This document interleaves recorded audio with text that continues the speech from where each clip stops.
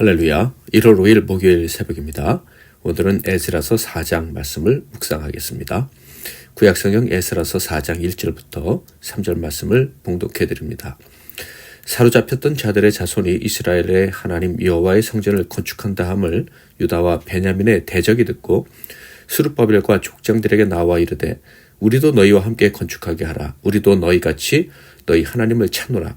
아수르 왕 에사라돈이 우리를 이리로 오게 한 날부터 우리가 하나님께 제사를 드리노라 하니 스룹바벨과 예수아와 기타 이스라엘 족장들이 이르되 우리 하나님의 성전을 건축하는데 너희는 우리와 상관이 없느니라. 바사왕 고레스가 우리에게 명령하신 대로 우리가 이스라엘의 하나님 여호와를 위하여 홀로 건축하리라 하였더니. 오늘은 순결한 교회를 위한 대가, 순결한 교회를 위한 대가라는 제목으로 하나님 말씀을 상고하겠습니다. 에스라서 3장에서는 성전 기초를 놓았을 때 그 벅찬 감격에 대한 기록이 있었죠. 그러나 4장에는 그 감격이 기막힌 상황으로 말미암아 식어버리게 되는 그런 상황을 보여줍니다. 감격이 식어버렸을 뿐만 아니라 성전 기초를 놓은 후 무려 16년간 성전 건축을 미루게 된 사건에 대해서 알려줍니다. 그렇다면 무슨 일 때문에 이런 비극이 일어났나요? 왜 하나님이 그토록 기뻐했던 일이 방해를 받은 것일까요? 그것은 바로 거짓 신자들 때문이었습니다. 하나님과 세상을 함께 섬기는 자들, 엄밀하게 말해 믿음보다 자신의 기득권이 더 중요했던 사람들 때문이었습니다. 1절에 보면 성전 재건이 멈추게 된 비극을 일으킨 사람들이 누구인지 알려줍니다. 사로잡혔던 자들의 자손이 이스라엘의 하나님 여호와의 성전을 건축한다 함을 유다와 베냐민의 대적이 듣고. 성경은 그들은 성전을 재건하기 위해 귀환한 자들의 대적이라는 것을 분명하게 알려줍니다. 그렇지만 그들은 이스라엘 사람들에게 화친을 맺자며 같이 살자며 심지어 성전을 같이 재건하고 함께 하나님을 섬기자라고 말하며 다가왔습니다. 2절을 볼까요? 스룹바벨과 족장들에게 나와 이르되 우리도 너희와 함께 건축하게 하라. 우리도 너희같이 너희 하나님을 찾노라. 아수르 왕 에사라돈이 우리를 이리로 오게 한 날부터 우리가 하나님께 제사를 드리노라 하니.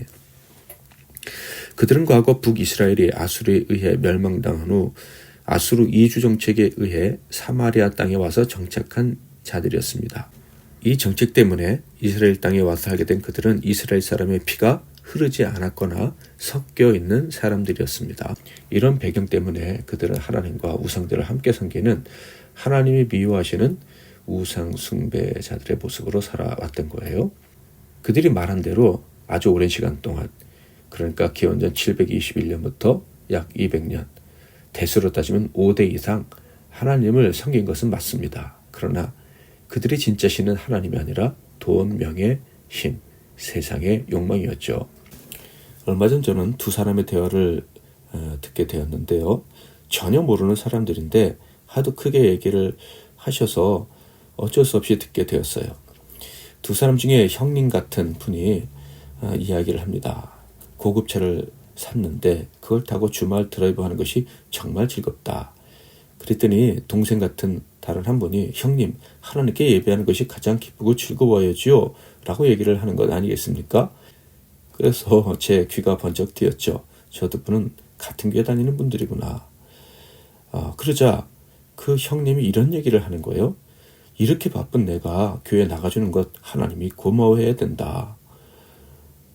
돈 좀 버니 교만이 머리끝까지 올라간 것 같구나. 이런 생각이 들었어요. 바로 이런 것이 혼합주의, 우상숭배자들의 모습이죠. 그러면서 그분을 보면 이런 생각이 들었어요. 하나님이 천국 가게 해준 것만으로도 기뻐하라며 모든 것을 걷어가시지는 않을까. 이런 걱정이 들었습니다. 같이 성전을 짓겠다고 나온 사람들이 바로 이런 사람들이었어요. 그래서 스룹바벨과 다른 지도자들은 그들의 제안을 결코 받아들일 수 없었죠. 3절 스룹바벨과 예수아와 기타 이스라엘 족장들이 이르되 우리 하나님의 성전을 건축하는데 너희는 우리와 상관이 없느니라. 바사왕 고레스가 우리에게 명령하신 대로 우리가 이스라엘의 하나님 여호와를 위하여 홀로 건축하리라 하였더니. 그들이 정말 성전 건축을 원했다면 2장에 등장했던 사람들처럼 나왔어야 했습니다. 족보도 없어서 유대 공동체에 제대로 대접받지 못했지만 함께했던 사람들이 있었죠. 자신들이 이 땅에서 인정받는 것보다, 공동체에서 인정받는 것보다 예배, 하나님의 전이 더 소중해서 나왔던 사람들이죠. 자, 그런데 그런 사람들이 나올 때는 가만히 있다가 성전 건축이 정말 시작되려 하자 그들이 나온 것이죠. 기득권을 빼앗길까 봐 나온 거예요. 즉 바사왕이 이스라엘의 신앙을 인정하였기 때문에 정치적으로도 그들을 더 인정할 것이 두려워서 성전 건축에 동참하겠다고 나선 것이죠. 스룹바벨은 그들의 의도가 무엇인지 분명히 알았기에 동참을 거절한 것입니다. 순수함이 결여된 그들의 악한 의도를 분명히 알 수 있었기 때문이죠. 그들의 의도는요, 그 지역에서 주도권을 잃지 않는 것입니다. 그 대적자들이 어떻게 생각하고 있는지를 알았던 것입니다. 대적자들은 예루살렘으로 귀환한 자들을 가만히 보니까 50년 만에 돌아와서 성전 짓고 페르시아 왕에게 그 지역에서 특별히 인정받는 무리가 되려 합니다. 함께 하지 않으면, 저 성전 중심 공동체에 들어가지 않으면 왕에게 존재감이 없을 것이 분명하다고 생각을 한 거예요. 그래서 우리는 성전 재건에 동참하든지 아니면 방해해야 한다라고 생각하고 접근해 온 것이죠. 이렇게 그들의 의도를 파악했던 스룹바벨이 동참을 거절하자 그때부터 성전 건축을 방해하기 시작했는데 그들의 방해는 무려 16년간이나 효과가 있는 방해였습니다. 4절부터 6절을 볼까요?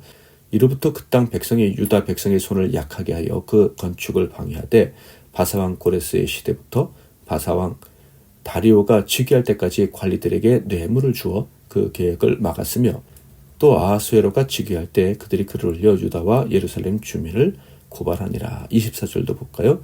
이에 예루살렘에서 하나님의 성전 공사가 바사왕 다리오 제2년까지 중단되니라. 오늘 말씀을 통해서 우리는 하나님의 뜻대로 행할 때에도 이것이 하나님의 뜻이라는 확신으로 감격한 가운데 일을 할 때에도 방해꾼을 만날 수 있다는 것을 깨닫게 됩니다. 그리고 그 방해는 우리 입장에서는 치명적이고 절망적으로 느껴질 수도 있다는 것이죠. 그러나 분명한 것은 그 악인들도 결국은 하나님의 뜻을 이루는데 동원될 뿐이라는 거예요. 16년이 지난 후 성전 재건이 시작되어 결국 완성이 되죠.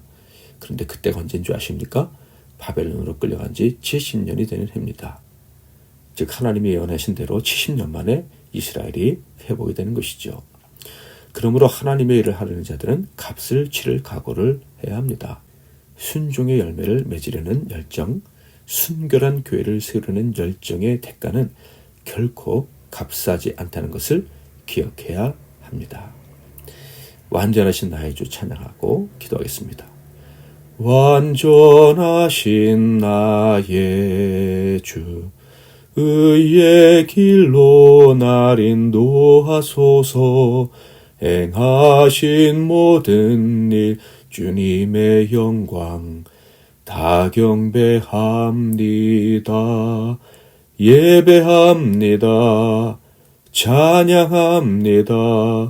주님만 날 다스리소서. 예배합니다. 찬양합니다. 주님 홀로 높임 받으소서. 제가 먼저 잠깐 기도하고 이어서 여러분 각자 기도하시고 복된 하루 시작하십시오.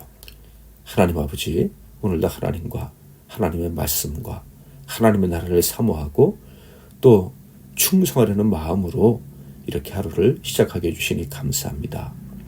하나님을 위해 헌신하기 원하는 우리에게 영적 분별력을 주셔서 동행해야 될 자들과 그렇지 않은 자들을 구별하게 하옵소서. 방해꾼들이 나타나 우리의 길이 막혀버리고 더 오래 기다려야 하는 일이 발생하더라도 믿음을 잃지 않게 하옵소서. 우리 평생에 하나님의 뜻을 구하고 하나님의 뜻이 성취되는 삶을 사는 은혜가 있게 하옵소서. 하나님의 나라, 주님의 교회를 온전히 세우시는 복을 주실 줄 믿습니다. 오늘 하루도 주님의 선하신 계획 가운데 인도받으며 한 걸음 한 걸음 나아가게 하옵소서. 예수 그리스도의 이름으로 기도하옵나이다. 아멘.